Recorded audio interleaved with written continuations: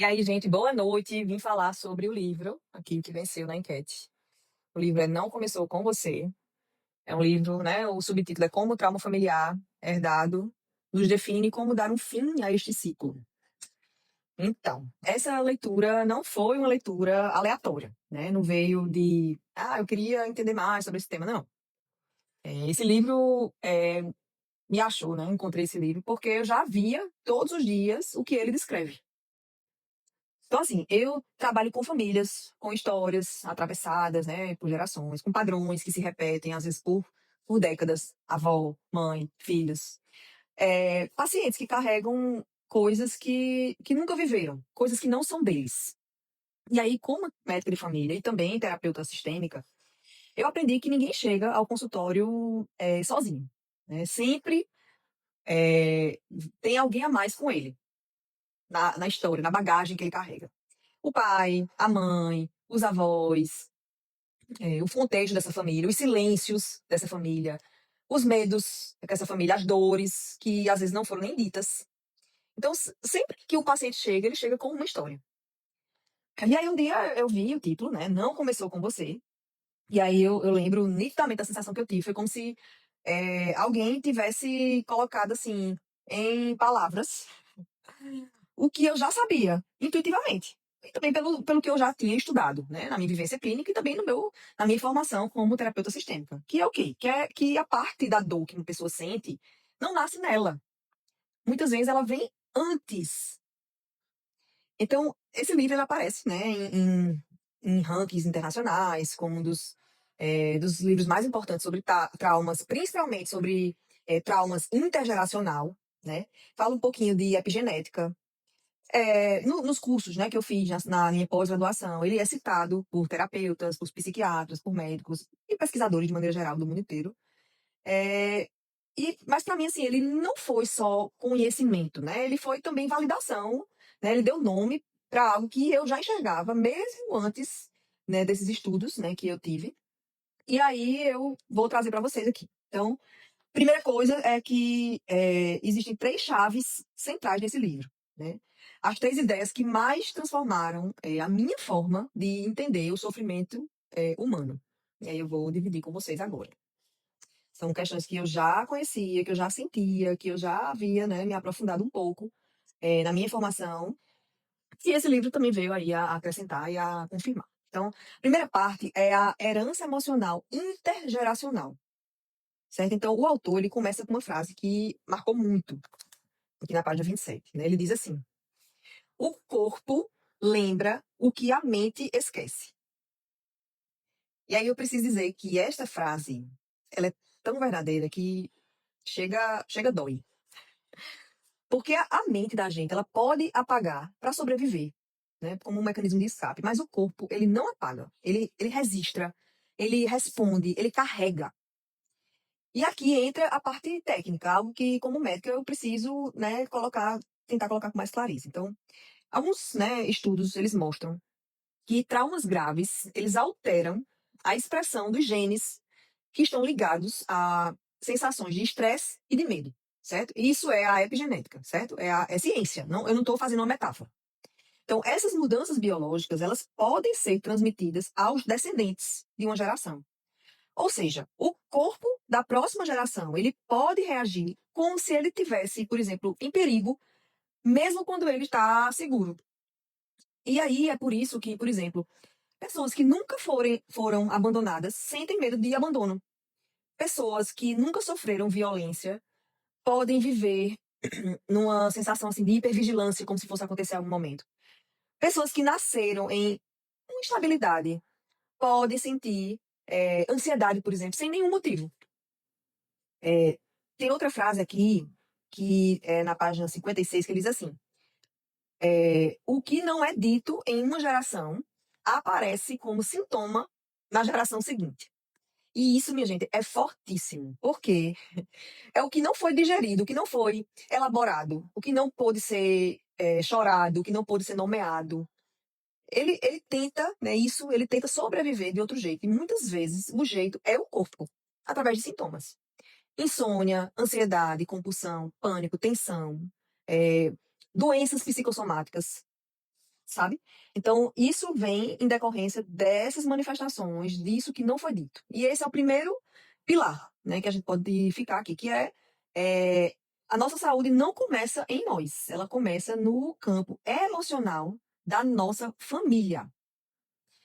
E aí, o segundo pilar que eu trago é quando ele fala assim, que é, o idioma fala antes de você. E esse é o pilar mais íntimo, eu diria assim, e mais, provavelmente é o mais transformador também. E como é isso de idioma? É, o Olin, né, que é o autor, ele diz que cada pessoa, ela carrega um idioma emocional central. Uma frase, um mantra interno, uma verdade que às vezes é dolorosa e que aparece em alguns momentos de fragilidade. E essa frase que machuca, que dói, ela não é invenção. Ela é o eco daquela ferida que existe na gente. Então, ela entrega a origem da dor.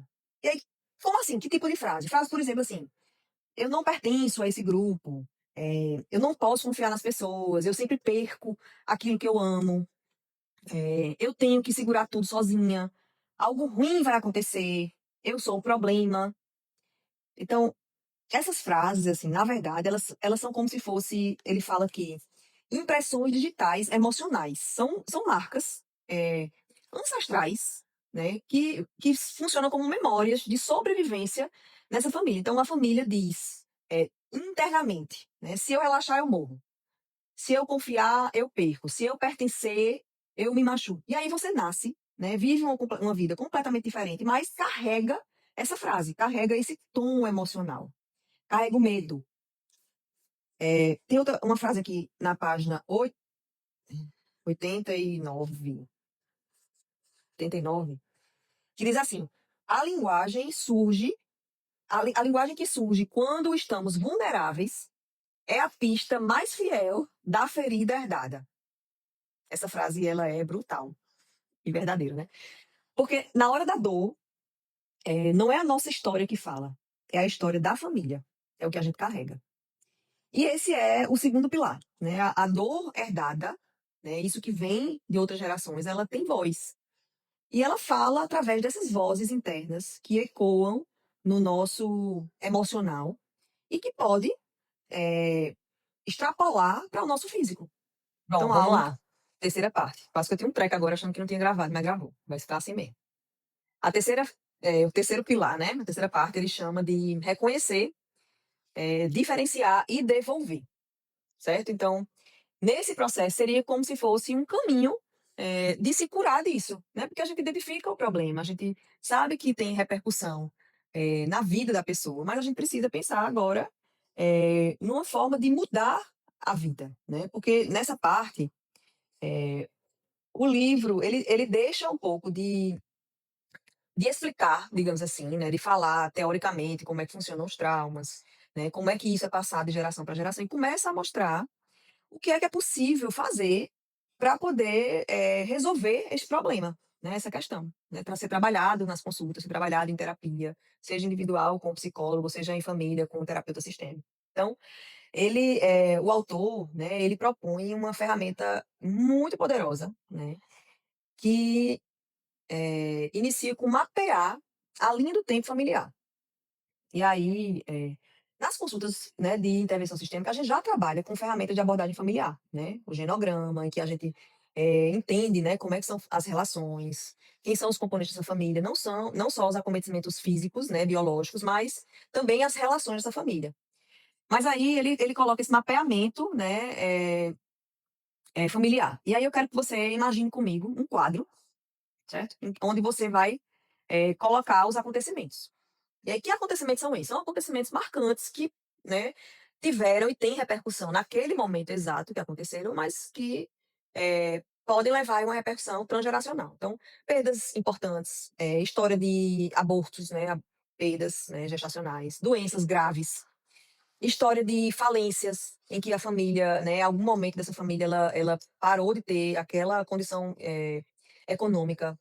Migrações forçadas, pessoas, por exemplo, que saem, né, da sua cidade, do seu país e precisam ir, né, não por vontade, mas por necessidade. Violências, vícios, traumas na infância, segredos, silêncio, sem fazer ideia de como que segredos repercutem na vida das pessoas que estão envolvidas, não no segredo, não aquela que sabe, ou aquela que guarda, mas as pessoas que estão ao redor, né? E aí, esse mapa não é para culpar, é para ver, né? É para você realmente ter isso desenhado, para poder existir uma forma, para você conseguir dar um nome, para você poder reconhecer aquilo que ficou lá escondido, né? Às vezes por décadas. Então, tem uma parte aqui na página 114 que ele fala assim: uma história não reconhecida continua viva como se ainda estivesse acontecendo. E aí, isso é real, minha gente. Se a família ela não elaborou, né, se isso não foi trabalhado de maneira a trazer, né, deixar de ser patológico para ser algo fisiológico, se isso não foi elaborado, se isso não foi trabalhado, o corpo da descendência, ou seja, as próximas gerações, elas continuam vivendo este trauma. E aí vem o processo mais lindo que eu achei do livro, que é, primeiro passo, reconhecer, ou seja, dar nome ao que ninguém nomeou, aquilo que ficou escondido, que está embotado naquela família, ou seja, trazer luz àquilo que estava no escuro. Segundo ponto, diferenciar. E aí eu vou me perguntar, isso aqui que eu estou vivendo é realmente meu? E a maioria das vezes, não é. Quando a pessoa se pergunta sobre isso, isso é realmente meu? A resposta é não é. E o terceiro ponto é devolver. E o que é isso, né? Então, eu vou acolher a história, eu vou respeitar a história, porque eu não tenho como mudar. Aconteceu na minha família, nas minhas gerações anteriores. Então, eu vou acolher essa história, mas eu não vou carregar como se fosse nossa, como se fosse minha. Então, eu vou honrar essa história, né? Eu vou respeitar essa história, mas eu não vou repetir isso que aconteceu. Então, eu vou reconhecer que isso aconteceu, que isso faz parte da minha história, da história da minha família, mas eu não vou assumir isso como meu. E o terceiro passo é devolver, né? Eu vou acolher a história, mas eu não vou carregar como se ela fosse minha. Eu vou respeitar essa história, mas eu não vou repetir, certo? E aí, na 159, ele diz assim: quando damos um lugar à dor antiga, ela para de ocupar o nosso. E aí, esse é o terceiro pilar. Cura não é apagar, não é fingir que não aconteceu. É reorganizar. É devolver aquilo para o lugar de origem. Eu vou parar de carregar aquilo que eu nunca deveria ter carregado, porque não é meu, tá? E aí, vamos lá, vamos pensar juntos. Vamos supor que sua avó vive uma perda desastrosa, certo? Ou uma violência, ou um segredo muito pesado, um sofrimento, uma pobreza muito extrema, algum tipo de conflito emocional muito forte. E ela não fala, né? Ela não pode, ela não consegue.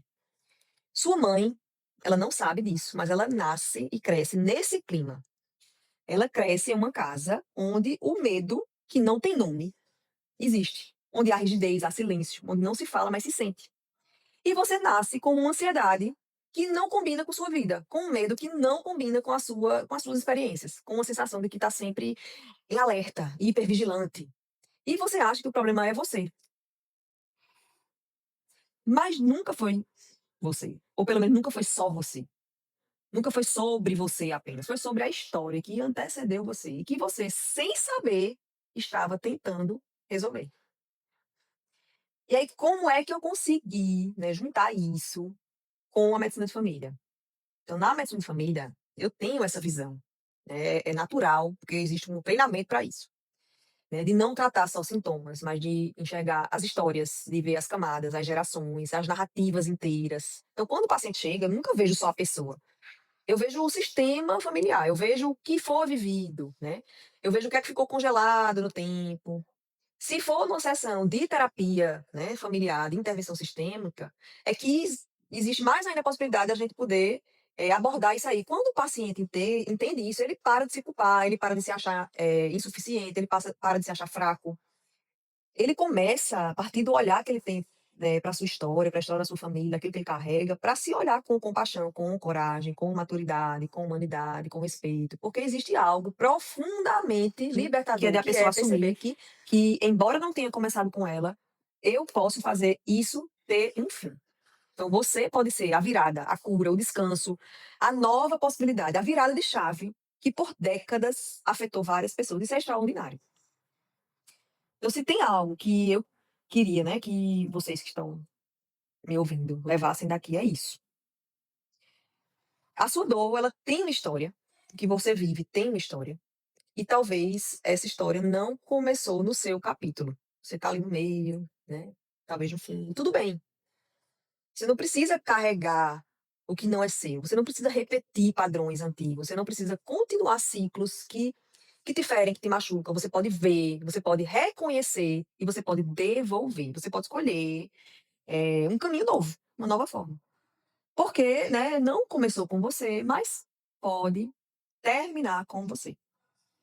Então, esse livro ele dá não só, né, ele discorre, né, de como é que esses traumas familiares, eles afetam a vida das pessoas, como é que funciona o compartilhamento disso, mesmo daquilo que não é dito, mas ele também termina dando insights, né, caminhos para uma reconexão, para uma nova, eh, percepção da própria vida e caminhos para se elaborar melhor, né, esses traumas e essas vivências que carregamos que muitas vezes não são nossas. E aí, para as minhas consultas, né, para as minhas consultas, eu não consigo fazer isso nas consultas em consultório normal, né, lá a gente, não consegue fazer o acompanhamento que uma terapia familiar, uma intervenção sistêmica precisa, né, que são encontros semanais ou quinzenais, voltados realmente para, compreender e restabelecer, comportamentos, digamos assim, na família. Mas ele dá, né, ele traz aqui listas de perguntas, né, da história familiar, são bem interessantes. Então, para a gente conhecer, entender, e tem coisas, gente, que não é dito e nunca foi perguntado, né. Então, esse exercício quando eu faço com minhas famílias que eu atendo, eu faço isso principalmente quando a gente está construindo o genograma da família. Sempre vem perguntas em que as pessoas param assim e faz: "Eita, não sei, eu tenho que perguntar à minha mãe, tenho que perguntar ao meu pai", né. Teve alguma morte precoce, alguém foi embora, né, alguém abandonou a família, alguém foi abandonado, foi isolado, foi excluído da família porque alguém morreu no parto, alguém teve um filho que nasceu morto, natimorto, né, ou teve abortamento, alguém se suicidou, alguém cometeu algum crime, né, então assim, alguém foi assassinado, alguém assassinou alguém, alguém se machucou, enganou, se aproveitou de alguém, alguém foi preso ou foi internado. Isso são perguntas, né, da história familiar, que podem gerar repercussões, né, porque na maioria das vezes são tabus também, são coisas que não se falam, mas que se sentem, né.